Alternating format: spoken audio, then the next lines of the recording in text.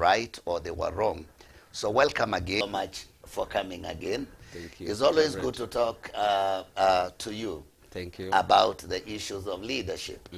And last time we met here, the inauguration had not yet taken place. Correct, yes. And then came Tuesday, and I think this is the first program after the president's inauguration. Yeah, it is. I don't know what are some of the issues that you noticed or emerged from the inauguration.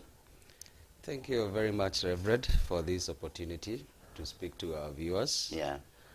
In fact, this is one of the things that has been on top in terms of discussion this week. Yeah. And I think one of the things I can say, for some time, several years, I think for quite many years, Yeah. this is the first time we have seen a very good transition. Yeah. I would say it was very good. Yeah. In the sense that, especially one of our heroes, I would say, for that particular time, I think it must be His Excellency, the former President, Uhuru Kenyatta. Yes. I think he did something which was good. Yeah. In the sense that he left country at a very stable position. Yeah. In terms of what he did. Many people were fearing. People were fearing that he would not hand over peacefully. Yes. But prior to the day, actually he made his commitment, and he said that I'm making the commitment to the people of Kenya and to God. Yeah. Those were his statements. And he said, I will make sure that I hand over power in the right way. Yeah. And when I saw him actually going to Kasarani, it was a time that I felt good, and I know most of the Kenyans, they felt good about it. They felt good about it. Because it is something that really made him, even many things that had happened there earlier, people started now feeling, now at least our president has done a very good thing. Yeah. And I think the day was good in terms of the dignitaries, the presidents who came. It also tells us that Kenya is actually a country that is loved. It is a country that many countries have confidence in. Yeah. And when you find like 19 head of states coming just for that inauguration, then it tells you something, that it is actually, Kenya is actually in the map. Yeah. And therefore, whatever happened in terms of handing power, I saw our president, current president. Yes. He actually made some few pronouncements. It was also good, and some of them are bold. But at least there are quite a number of things that he did at that particular time. Yeah. I saw the deputy president again making a little bit. But he made some few pronouncements. But I like the way our former president was calm and cool. I think all in all, saying every other thing, I think that was a good day for Kenyans. I don't know how you look at the deputy president's speech, because some of them, they were saying, it was like sparks of fire. And some people feel like it was not necessary on that day. And yet they were coming into office, and they also needed to air their position. I think with time, they are going to tone down. I think that was their day, I would say. Yes. I would say, really, in terms of leadership, from where I come from, I don't really think. I think there were excesses in terms of his speech. Yeah. Because you see, you have dignitaries from out. So there are some few things which are internal for us in Kenya. Yes. So you don't really have to air them before all the dignitaries. Of states. There are things you can handle actually as you go along. But I think there were excesses in terms of his speech. But what I like is that because they were actually attacking a lot in terms of the other regime, I think I like the cool for our former president. Because he was just there and he did not actually. So I think in terms of the communication, in terms of the statement, I think also the government need to be careful about what you speak. Because some people, you have also to realize that Kenya, and I would say 50% of Kenyans, they voted for this government. 50%, almost. Yeah. They did not vote for this government. Yeah. And there is another people who are 22, because we were 22 million. 8 million did not even vote. Yeah. Out of the people who are eligible so to like vote. a third of Kenyans. Yes, a third of Kenyans, yes. Yeah. So voters. You must be careful to get to learn what is it that people are feeling at that particular time. So it is good to control also how you talk, because you may also hurt very many people in the process of making some pronouncements which are... Wow, yeah. But also the expectation of the people that filled the stadium, because by 7:30 when I tuned on my television, there was no space for anybody to enter there. The expectation of the people. Actually, the expectation of people is very high. Very high. In fact, by 5 a.m., the stadium was already full. By 5? And that's why sometimes you realize there were a bit of some chaos. There are some people who are told the stadium is full, and they went at around 6 and they had to jump actually to get inside. And because many people really, it was, you see, there are a lot of many things, especially during the campaign time.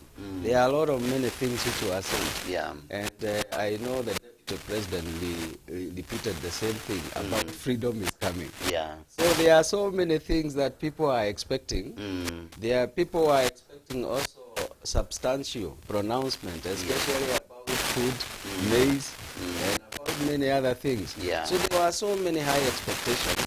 And they wanted to hear that. They wanted to hear that. Yes. Some of the people were a bit disappointed because maybe what they really wanted to hear is not what really came out.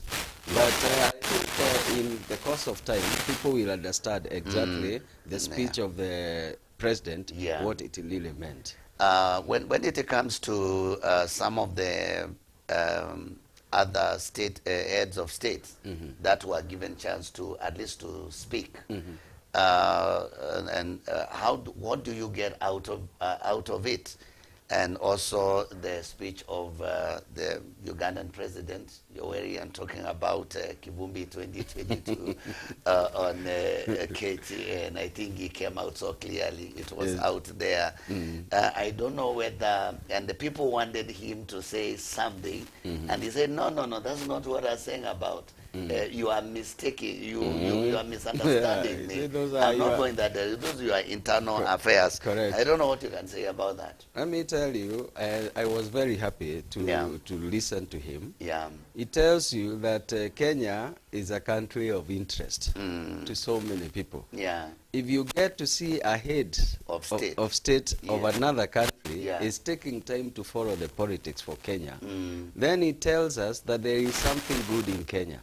And we must make sure at all the time we guard. Yeah. Because you see, he was actually following and he is very interested. Yeah. But one of the things that he talked about, and I liked his speech, he talked about production. Yes. And production is also what our president is talking about right now. I know there is another time we had a leadership challenge, Felix, and we talked about production. Yes. Because what is able to help this country economically is actually when we become a producing country. And he talked about integration. He talked about, you see, when you produce, you need at least some markets. So what they are saying, there is something that we can produce in Kenya and we can pass it to the other countries. So the other countries actually stood very firm and into a position whereby they are actually like they would like to consume what the Kenya is actually producing. So you are getting a very big market. And therefore, when I looked at that speech, the speech he had, it is actually talking more in terms of opening the economies, which is actually a big thing for Kenyan. And so we can articulate what actually His Excellency Yoweri Museveni was trying to say. He was not talking about just Kivumbi talking about Nene. He was actually wondering why Kivumbi could not take time and talk about the East African community. The real issues, yes. I think that is what he wanted to say. He was not about Kenyan He is politics. looking at actually expanding. Yes. He is looking at the market more. And how the media can be used. Yes, correct. Yes. That is exactly what let's look at some of the weighty matters that he spoke, because he talked about wealth creation. That is true. And he talked about natural resources. That is it. And he said something about natural resources not being wealth. Correct. Yeah, unless the wealth is created. That is true. And I know that is your area. You can help us here and talk about because a country can have a lot of natural resources, correct, but correct. the country does not create wealth out of it. That yes. is true. Let me say, for example, one, this country is endowed. Kenya is actually in a good position. Yes. You find that if you do not put into motion what you have, and that's why they say that you can die poor when you are walking on gold. Yes. Because it is not just enough to say that we have fuel. It is not enough to say we have minerals. Yeah. But it is another case in terms of saying we have fuel, we have minerals, but we are now, you see that changing in terms of processing it for it to help you. Yes. What we are talking about is that resources is not just enough, but it is in resources, it's supposed to be used in making sure that out of what you have, you actually convert it. Yes, you convert it into something that is useful. And when you convert it to that line, what you realize is that you start now creating, you know, even making money out of what you have. But many people, by the way, that is opportunities. Sometimes people don't seize the opportunities. They are just there, but we let them pass. So what we are talking about in terms of conversion is that you realize this is my strength, this is what I have, and now you get to the production and conversion. And when you convert like that, you find that there are ready people who are ready actually to buy what you are converting. And that is where we get to a position you start creating wealth. Otherwise, I would want you to be a little bit more practical when it comes to a nation like Kenya, because definitely Museveni was talking about the East African countries, and Kenya is one of the countries in the East African community. And what are we doing, or what are we not doing in wealth creation? Let me just give a very good example. You see, like Galana Kulalu. Kulalu. Yes. That is one of the projects that was supposed to help us in the areas where it's dry. We are able, like we have a very big piece of land, but it is lying idle. Yes. That is one of the things that we can be able to convert. And we say, look, we are finding that there are some areas you can be able to go. Because I looked at another area in Turkana. I realized that the Turkana people, some of, in one section, they have actually stopped even the pastoralism. The pastoralism. What they are doing now, they are able to produce for themselves food. And they are doing a lot of food. Simply because they have some water. And what we are saying is that, like the northeastern, this is an area which has never been cultivated. So you can imagine if you are to cultivate that area, what kind of the produce would you get? You would be saying that Kenya has enough to eat and enough even to export.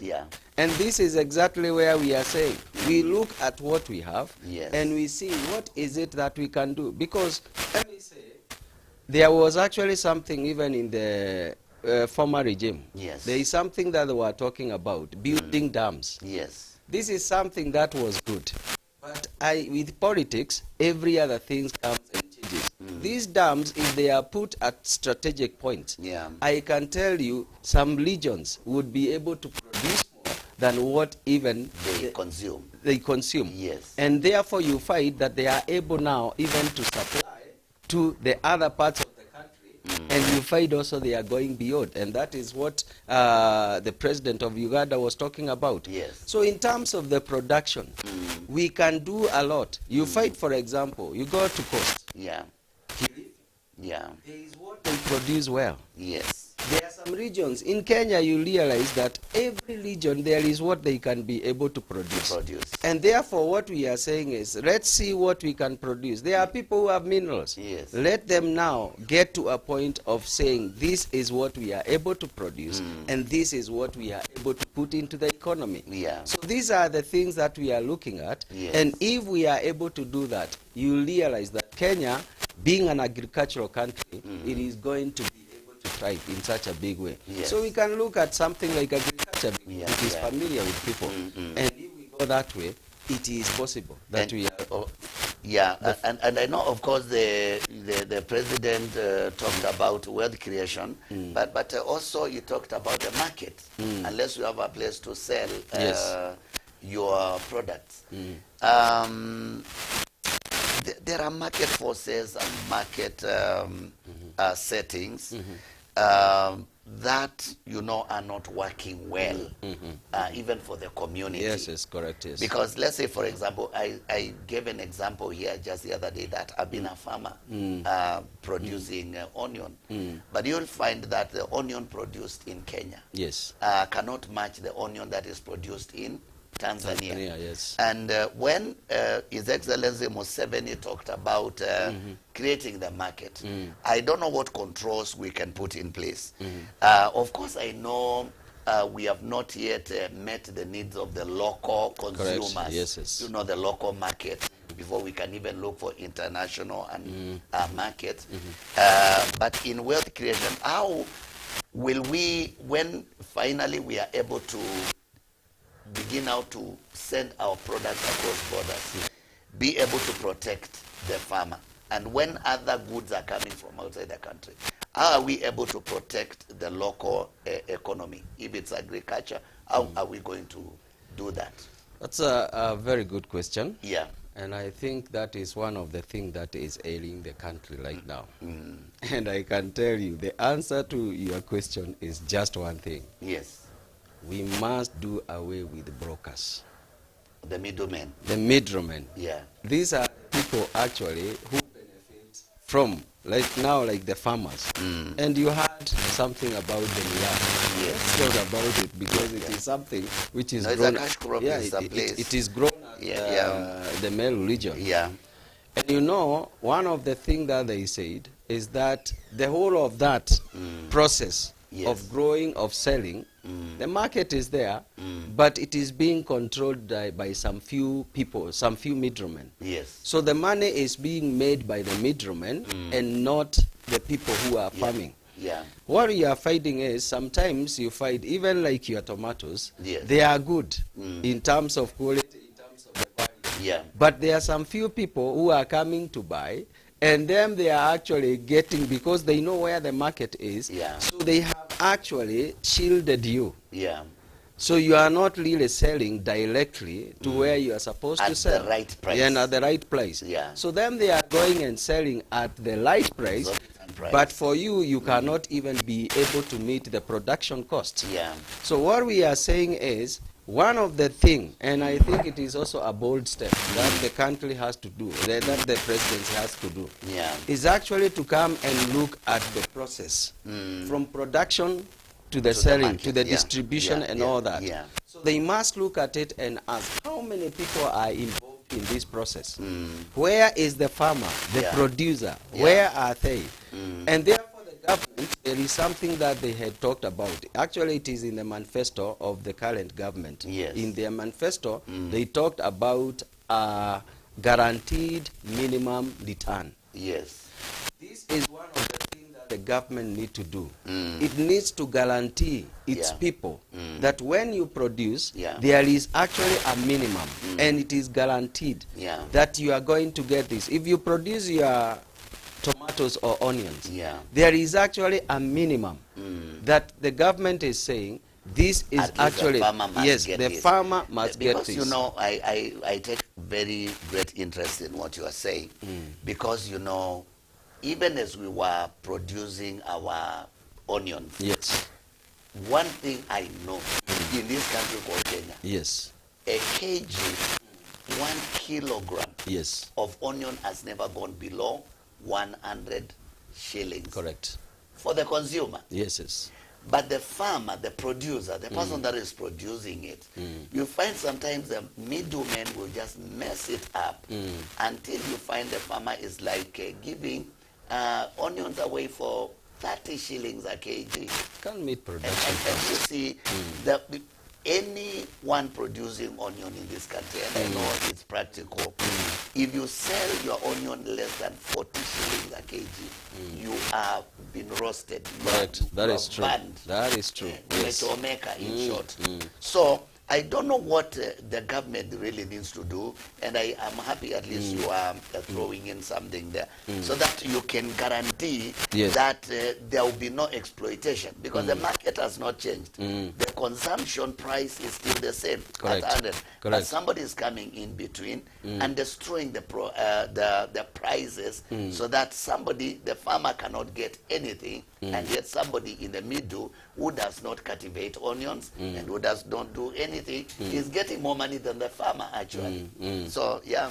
So what we are saying is it is the responsibility of the government if they want the people to produce, which I know this is exactly what you can see even in terms of the speech for the president. Yes. One of the things he touched on the production by actually reducing the price of the fertilizer. Yes. So I know they really mean big in terms of production. Yes. So the thing is, they need to ensure that, one, what is it that is aiding the farmer? It is because the middleman is there and the market, he is the one who knows the market. Yeah. So the government must get to know this region, and that's why they were signing the charters. Yes. You remember they went to every different county, region and they signed the charter. Yeah. From that charter, they were able to know the county of Machakos. Yes. They are good in producing what? Yeah. So they already know what is good and can come from a different county. Yes. So what the government needs to do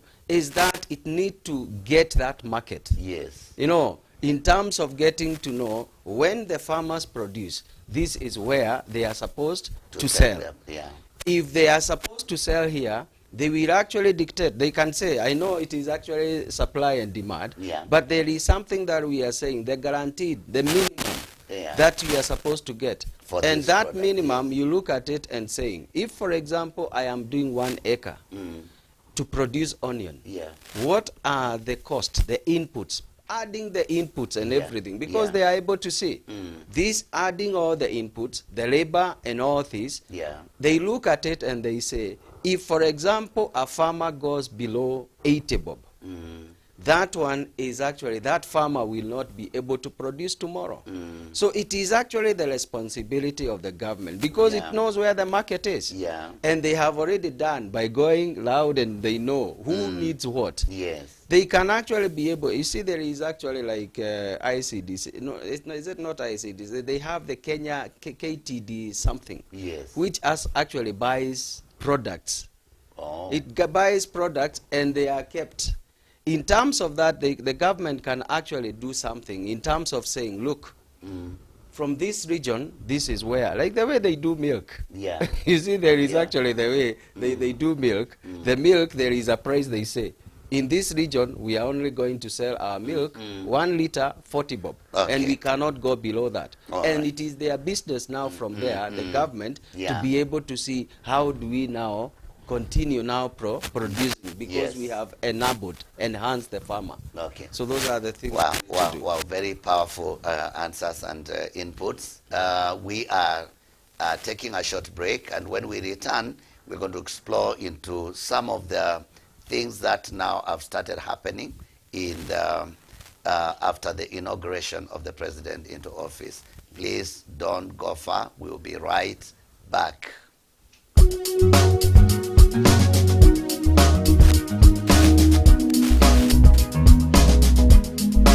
problem?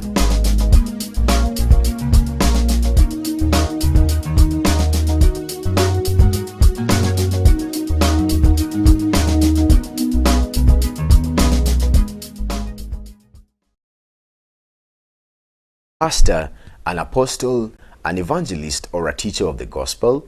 Broadcast your sermons with us today.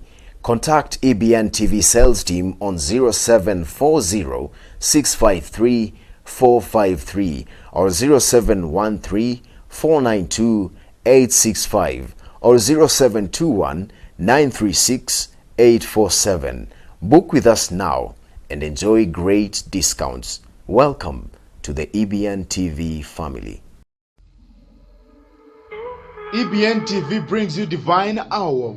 We are transforming the world through the Word of God. Pastors, evangelists, apostles, and teachers of the gospel, a platter in its own right. Be encouraged, enlightened, and enlivened. Join us every Monday to Wednesday from 6 to 6:30 p.m. live on EBN TV.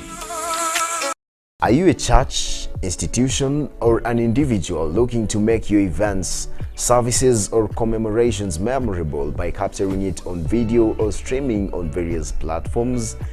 EBN TV offers video production, streaming, documentary production, and scripting services.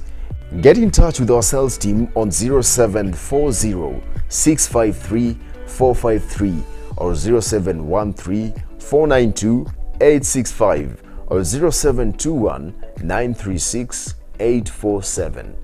This is EBN TV, transforming your world. Faith for Today is a show to just look at what is going on in your life and what needs the intervention of God in your life.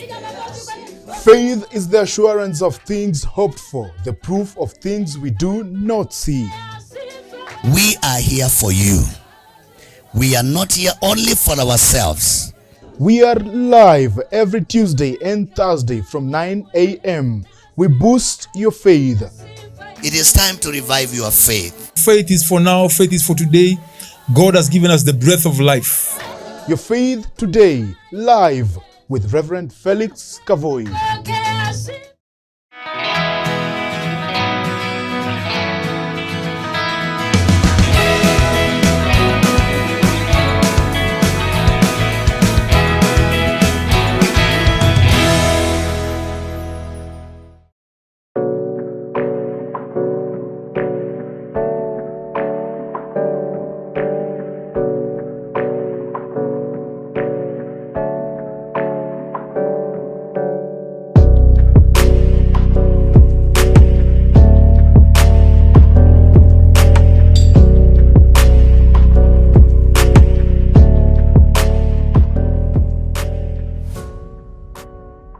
This is EBN TV, transforming your world.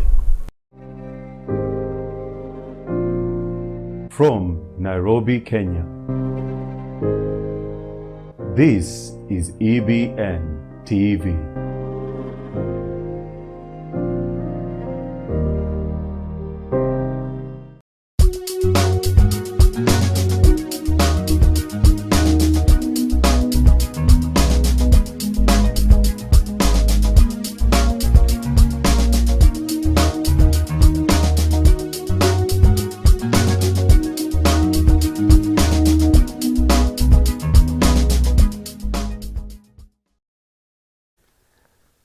Okay, welcome back to our conversation on this show, the Leadership Challenge Show. As I had said earlier, with me in studio is David Kamau, who is a strategist in management. And thank you for taking time to be with us here. Thank you, in EBN TV.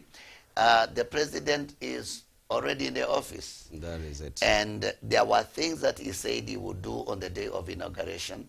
And the following day, he hit the ground doing it. Correct. Like the appointing the judges, and you know, they were sworn into office. And the lowering of the fertilizers. Yes. And now we are waiting for the unga now to go down, which is the big thing, the next big thing. That is true. And the fuel. But also something has happened. The fuel has just shot up. So I don't know how you can explain all this after the president has promised so many things and now he's in the office. What do you see and where are we? And this fuel thing, which is causing some jitters, what do we do about it? Thank you, Reverend, again. Yeah. I think some of the positive things that happened in terms of the judiciary, you know, it is when the judges have been appointed, I think their mechanism, if there are issues, it is actually only good for the president to swear them in, Yeah. and then they follow the process, because there is a process if you want to remove a judge.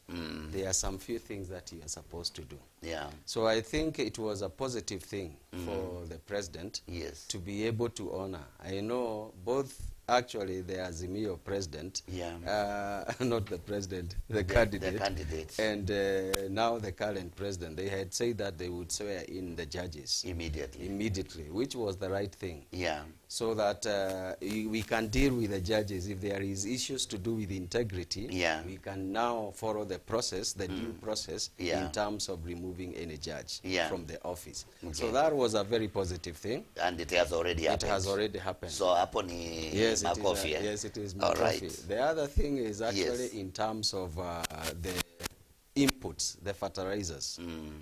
I think that is again a step towards the right direction. Yeah. There is quite a number of issues again, though you need actually to look into. Yeah.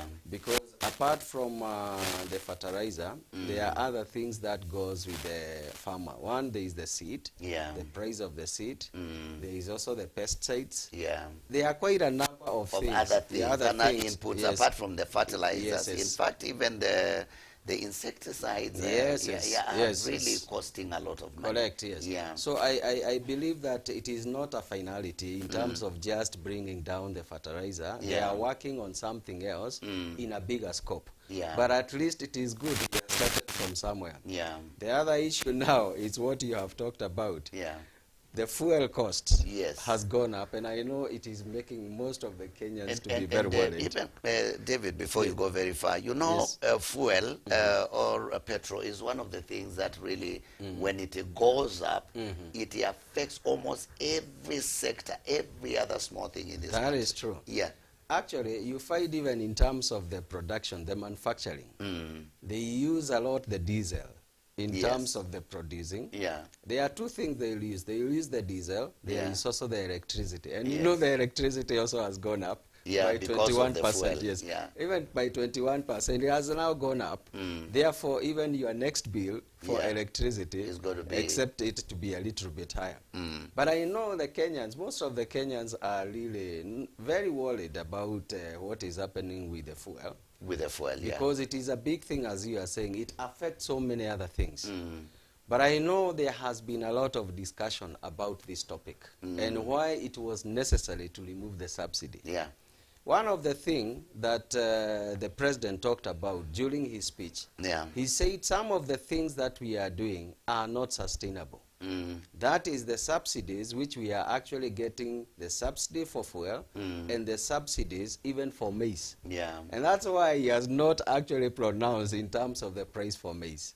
So for some time, he talked about it, but many people did not understand what he was talking about. Yes. He is silent about bringing the price of maize from 230 to around 100 and something. Yes. And the reason is, it was actually a subsidy which was being given by the government, especially during the time of politics. The campaigning time.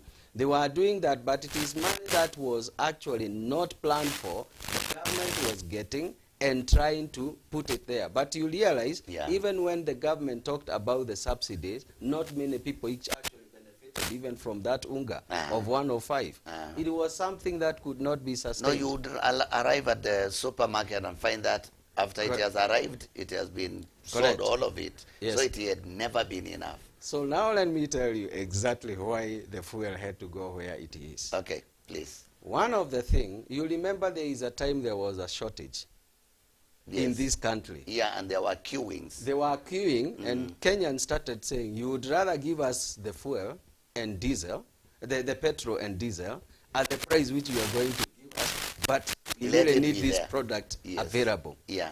This is actually something which was about to happen. Yeah. We would have experienced, actually there was some signs of us having a shortage. And that's what we call hoarding. It is not that there is no fuel, but there is one thing that has happened. The subsidies that the government was giving, it has not paid the marketers, even up to now. Yeah. It is actually committing we are going to pay this subsidy But you find that the people who are the multinationals who are supposed to be paid, they have not been paid. So there are still some amount which is outstanding for them to be paid. And they had gotten to a point and they said, well, we will not do the supply of the fuel. So what would have happened is, and it happened the other time, they are actually going to other markets and ignoring the Kenyan market. So they are exporting the product because when they export, they get cash immediately. When they sell to the Kenyan market, the government, because it doesn't have money, it does not pay them the subsidy amount. And therefore, that's why the president has said, look, we cannot continue this way because it is not sustainable. We are saying we are giving subsidy to the marketers, to the oil marketers, but this money is not there. So what is he saying? He is saying we want to come up with a formula that we are going to address this, not just to benefit some few multinationals. Because you know what is happening? You are giving money to some few multinationals, but this money is coming from where? It is coming from our taxes. So you are taxing us big to give subsidy. So that these taxes are not helping us. You are actually now in terms of making the prices to be better. So you are benefiting from one side and you are hit from the other side. So when you look at that balancing effect, you find the economy in terms of the cost of living is actually very hard. And therefore, what is it that the government is trying to do? They are saying, let's face it for some few months. We don't deal with subsidies, and that's why he did in terms of the maize. You remember his the speech for the president. He said one thing. What is it that we are going to do? We are going to bring down the price of fertilizer. Number two, we are going to look for the seeds, which during the short lanes are not going to take a long time to be able to grow and for us to harvest. So what he is looking at is actually a point within some few months, maybe like 3 months, because there are crops you can actually be able to plant. Within 3 to 4 months, you've already harvested, depending on the seeds that you are actually planting. And therefore, what he is trying to do, he is trying now to produce.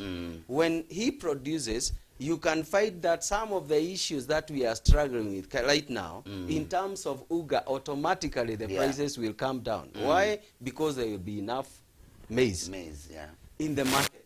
So he is trying to look at something that is sustainable rather than keeping on doing the subsidies, which he is not able, the government is not able to meet. You see, as you say that, I am wondering, is that the only way the government can deal with this matter?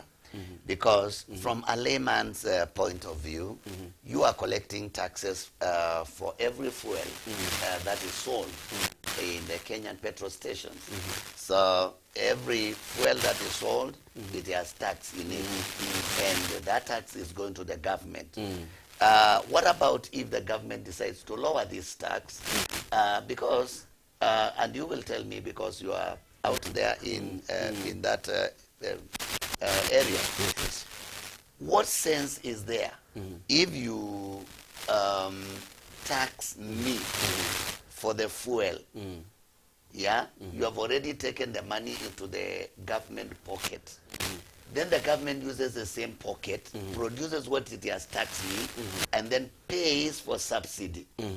What about if you don't tax me, rather than taking it to you? And I think it's something like a cycle.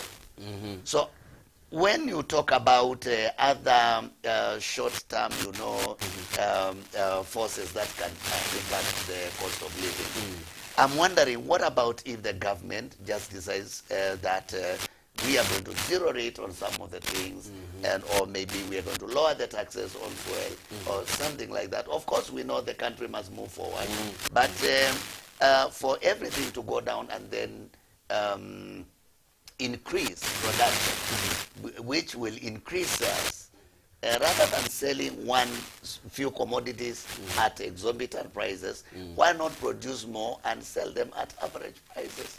Because I'm just thinking like, layman. Why can't the government do that? It's a very good observation. Yes. And I like that line of thought. And it is one of the, in fact, you have said the correct thing. Even before I answer that, there is something I wanted to add. If you put subsidy for a whole year, you are actually going to get like around 280 billion every year going for subsidy. Fuel. You know, in terms of the development, Kenyans, the money that is set aside for development is allowed that 280 because the other ones are cost which you actually have to pay, recurring expenditures. So what we are saying is that you cannot continue that way. But you have said something very good, and I want now to look at that. Yes. And you have talked about the taxes. Yes. Can I tell you, and you are very correct, and we'll see how to address it. Out of the price that you are paying today, allowed 50% is actually the government taxes. I also thought so. Yes. You know, these taxes, I can just say some few. So if the fuel is costing, now it's going for 179. Yes. Half of that price it is actually government, yes. And this, the taxes, the first tax is what we call excise tax. You'll find it there.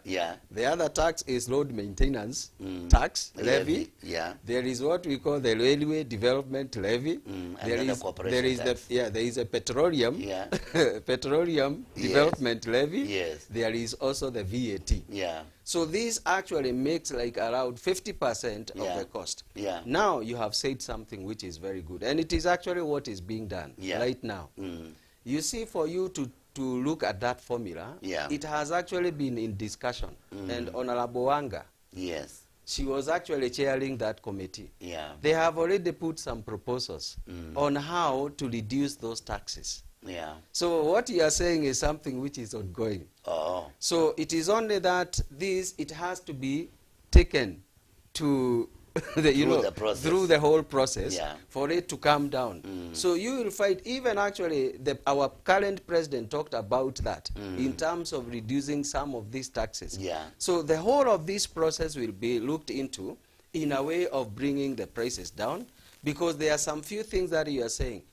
If, for example, you are not going to do the subsidies, then you don't really have to keep on taxing people in such a high way. You can reduce maybe the excise. You can say this one we want to bring the NIF from the 8% to 4%, something like that. So I know in some few months or so, they will be able to address that formula.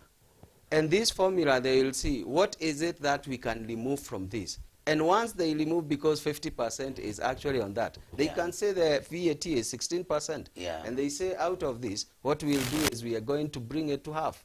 And it will have a very big impact in terms of the pricing. So it is something that is ongoing. So are you giving us hope? Are you telling us, although the fuel has shot up, eventually it will settle down and something is being done? That one I can tell you. And we'll come here maybe after 2-3 months or so. The prices will actually settle somewhere. You know, right now, it is not the market demand which is actually dictating. And you know, the economics talks about supply and demand. It is the one that is supposed to be telling us where you can be able to sell a commodity, at what price. Right now, the price is being dictated by some few. And that is where we are saying it is going to be free. By the way, so there is no market? No, it's not a matter of market forces? No. It is not forces, market forces. It's a few people who are saying it. And they are saying, look, I am selling it at this price. By the way, there are some of the people who are thrown out of this business. And you find that the people who are now selling fuel are very few. And that's where now the president is saying the benefit is going to very few people as opposed to many Kenyans. And this is where he is actually headed. So it is a struggle for now. So it is not a competitive field? No, it is not. And this is what we are trying to bring, a competitiveness, so that the prices, it's actually going to settle. Once now it settles because of the market forces, you'll find that even if it may not go to 100, that price is going to settle at a place where it is lower without all these subsidies. Okay, so finally things will go down. So it is good for the viewer to understand that although the president means very well and wants to lower the prices, there are things in the market he cannot do. because you will upset the system. Correct, that is so true. it has to take some due process. Correct. So if the fuel is up, it's coming down. It is coming down. And eventually life will go down. It will. It will. Okay, that's good news. That's good news. And for those who pray, let us continue praying seriously. Really, I look forward to seeing Kenyans' cost of living going down. It will. There are other emerging issues, and I would not want to let you go. But according to the answers you are giving us and the way you're explaining it, I recommend you to be Minister for Trade. Very much welcome. I would be Trade very and happy. Industry. I would be very I happy. think you have what it takes. Thank you. And so I believe somebody has heard me out there. Thank you. And it will come. But another emerging issue is the issue of CBC. And I wanted us to touch a little bit. So there appears to be a little bit of confusion, and the matter and the issue of CBC is not very well understood. So people are talking here and there, and they are not coming to grips with the real issues that surround the CBC, curriculum-based, competent-based curriculum. So please, can you tell us something about it? I think the framers of this CBC, they also meant good.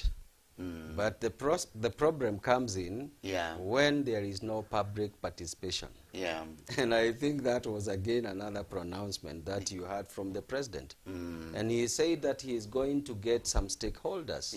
The people, actually the stakeholders is you and me and many other people who are being affected by this program. And you go to them, ask them some few questions. What do you think about the CBC? One of the challenges that people are actually saying, the parents are having a bit of an issue is, one, the children are actually being asked for so many things in this curriculum. Some of the things are not readily available.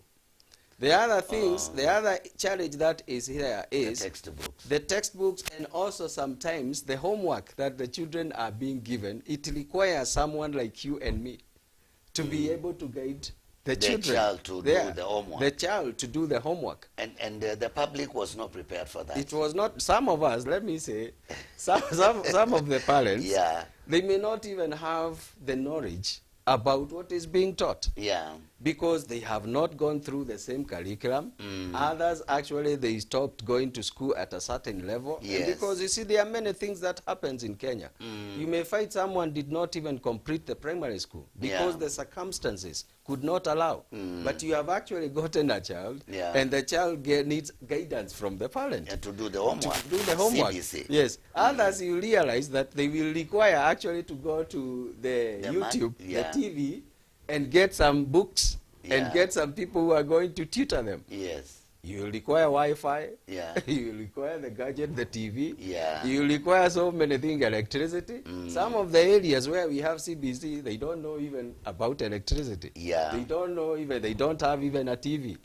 There are several things, even Wi-Fi, they don't know about it. So you realize that in terms of actually doing the whole process, I think it was rushed in the sense that you did not put the infrastructure right. The rollout. Yes, the rollout ought to have done in a way that you have put everything that you are saying this school, it can be able now to meet this kind of and you education. know, we are at a place where now the ministry is preparing students to go to what we call junior secondary. Yes. So really, and you know, initially we had problem with the teachers training. To handle CBC. Yes, you see, those are some classrooms. Those are, you see, like now, the other issues that you are fighting is, you go to public schools, they don't have capacity right now. In fact, you are going to a school and you find that they are actually having 7 to 8 streams. So that is like a class having 400 children. And now you want to bring... Let's say if it's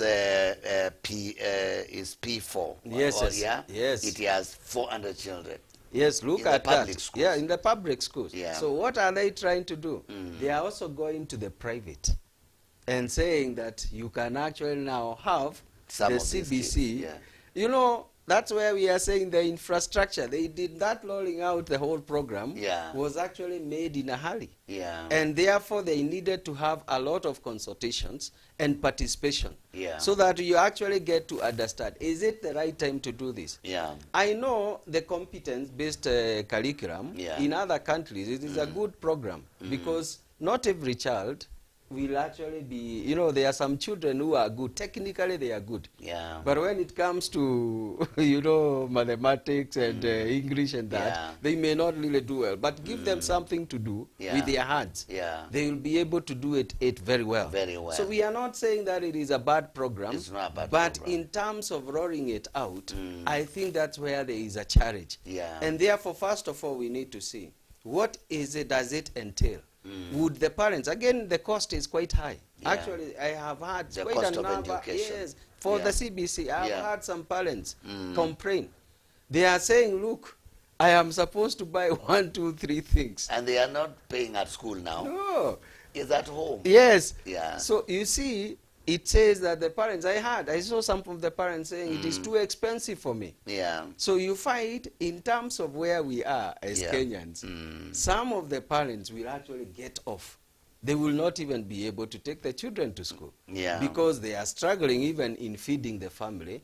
If now you demand so many other things from the parents, then it means quite a number of children may not go to school. And I think those are the considerations, those are the things that people are talking about and seeing how best can we go about this. And you know, I'm happy that the president did not say he will scrap CBC. That is true. Yes. But he said there's going to be a solution. A solution and consultation about the matters that surround it. And we really pray and wish him well that the people that he will put to be responsible over this, they will do a thorough job. And of course, we know the new president is an hands-on man. That is and he will oversee it. Of course, I did not like also the order system because, you know, you condemn a whole life because of on the basis of national examination, simply because somebody scored D and completely condemned, cannot go to university, can never become anything in life. And of course, that was not a very good thing. So we really, I think for those who still feel like CBC should be scrapped, what can you tell them? Well, I think I like your point and what you are saying. And that's why we are saying the framers actually meant good in terms of making sure that every child get an opportunity. If they are good at this, they get an opportunity. Because as you are saying, if, for example, we wait for a child to sit the Standard 8 exam, and we say you have passed or you have failed, you don't know, maybe when this child was doing that exam, what was happening at that particular time. Maybe they were sick. They were sick and many other things. And maybe they could not even go for a whole year to school because of so many things. So when you use one exam to determine the future of a child, it is not very good. So what we are saying, I think they need to do a hybrid in terms of, and I think these are some of the participation we are saying.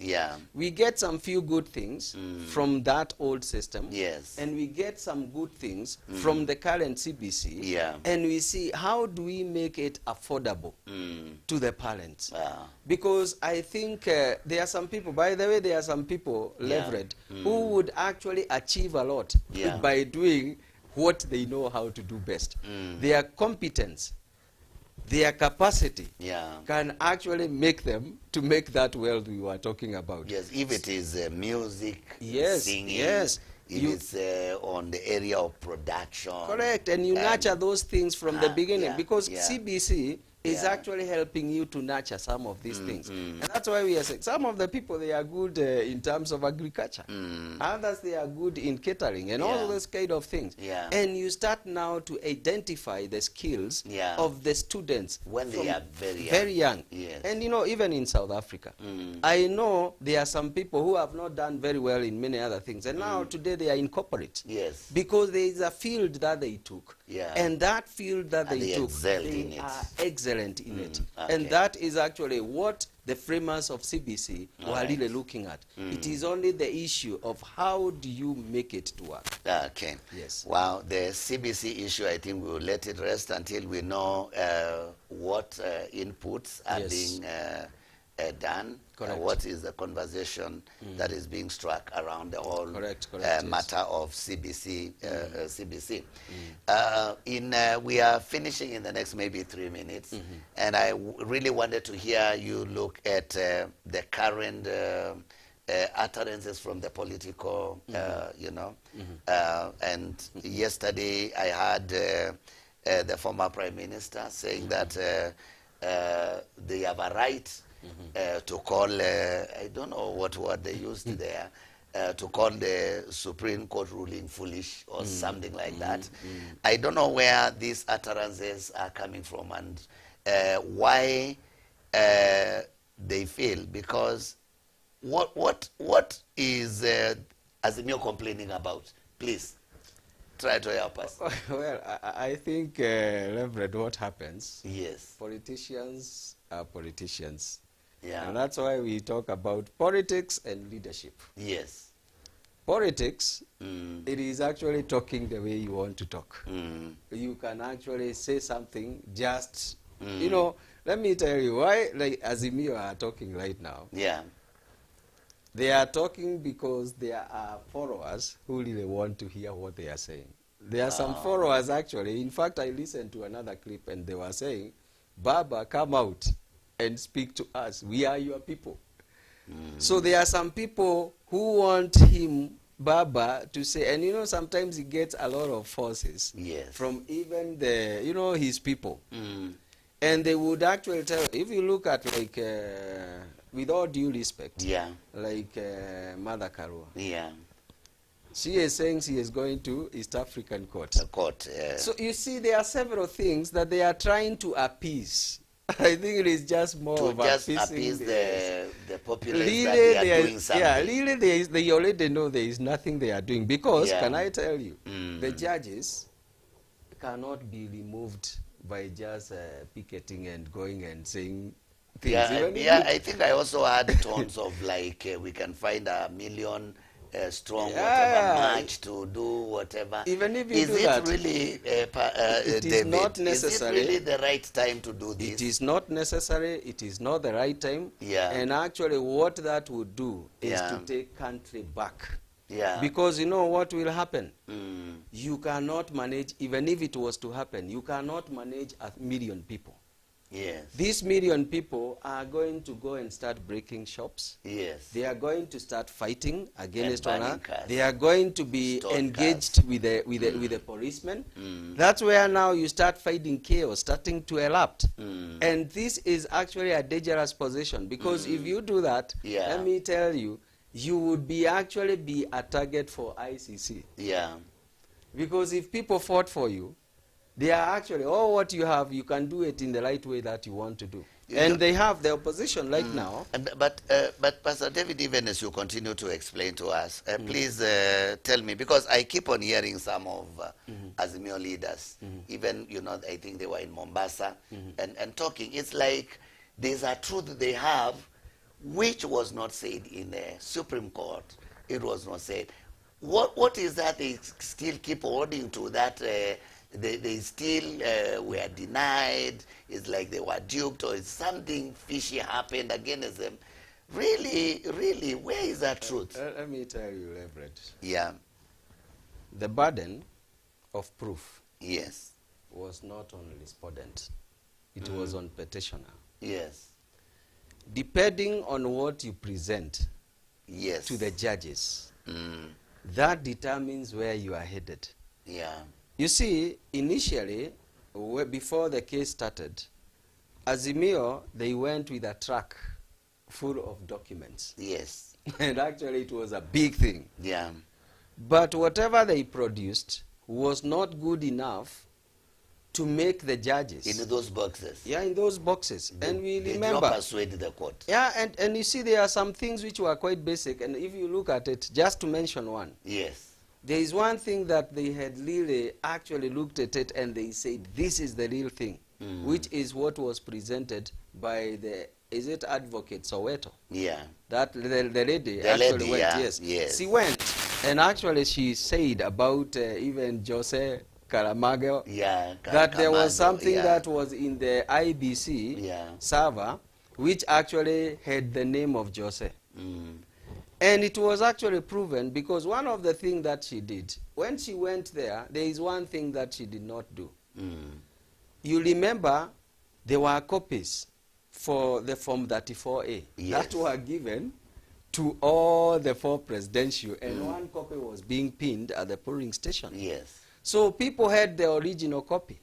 Yeah. But she deliberately did not produce the original copy of Form 34A on what she was questioning. Yes. Because, you see, the books which were produced, they were calling it the QB. Mm. The books which were produced and they were given to every polling station, Yeah. they were produced under the name of Jose. Yes. So it is just like this newspaper here. If I come and take a photo here, Yeah. what will happen is that I am likely to take this headline. This headline. I have taken this, Yeah. but because the camera is able to expand, if I have another document which is here, you find that I am able at least to take that photo, and someone may say that you did not look. You are talking that you had the Standard newspaper, But you I do can not see the Daily Nation. Yes. So you see now, those are the things, but these are 2 separate entities. Yeah. So in terms of the proof, The proof they were poor. they did were not poor. prove it. I would say that they were unable to. And so, okay, because they went to the Supreme Court, Yes. and why are they talking now? Who are they talking to?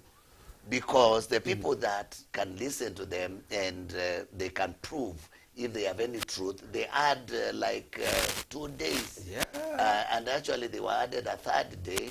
True. And yeah, why are they talking now? And because now we are finishing, what are they protesting against? Even if they were to picket against the president, the president has not settled in the office. he has not, yes. There is nothing they can protest about.